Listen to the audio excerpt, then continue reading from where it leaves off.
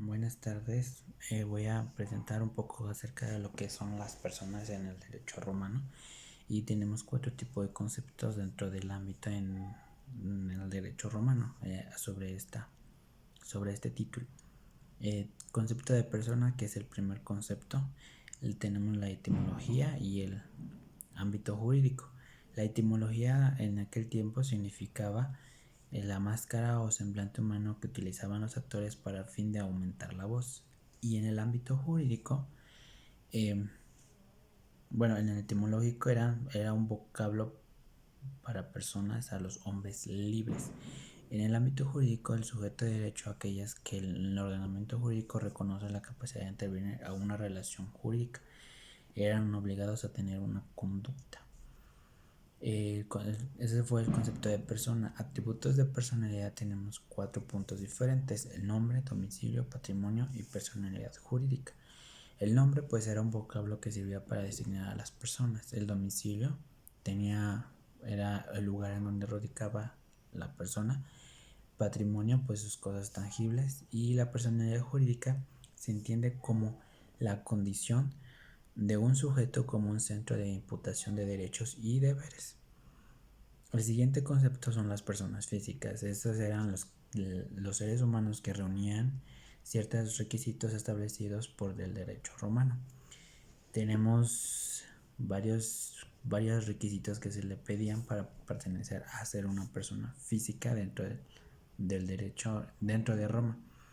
El requisito referente a la existencia humana eran 4 puntos diferentes: el nuevo ser, quedarse en separado del claustro materno.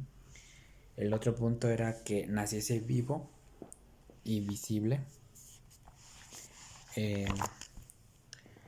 que tuviese forma humana y al concebido, pero no nacido, que ese se refiere un poquito más a que, por ejemplo, cuando nacía no había un derecho que lo respaldara o que lo protegía cuando esa persona nacía, pero ya tiempo después se le daba como una protección por medio del derecho romano, pero no se quedaban desprotegidos, sino que un tiempo después, con el paso del tiempo, se iban ganando esos mismos derechos. La Tenemos el requisito para ser considerada una persona, que tener una posición de respecto al ordenamiento jurídico. Hombre libre, que eran personas libres, eh, ciudadanos romanos por parte de tener una ciudadanía. El sui iuris, ¿qué significa esto?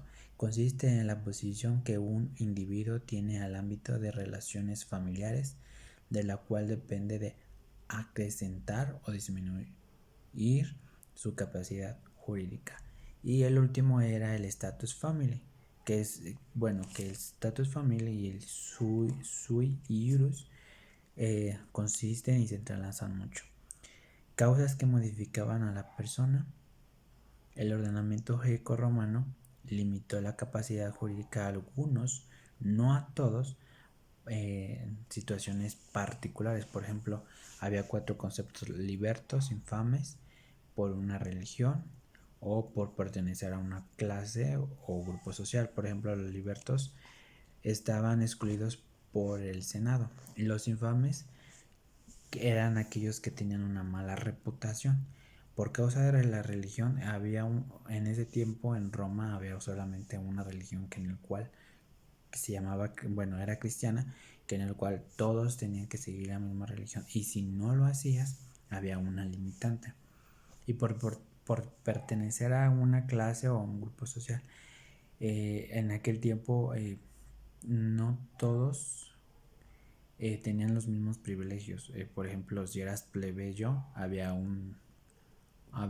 era un grupo social, uno de los mejores, digámoslo así. Los patricios pues se les reconocían como los campesinos, eran como de los clases medias, y los esclavos eran aquellas personas que estaban dentro de una condición, que pertenecían a una persona y pues ellos trabajaban para esa persona.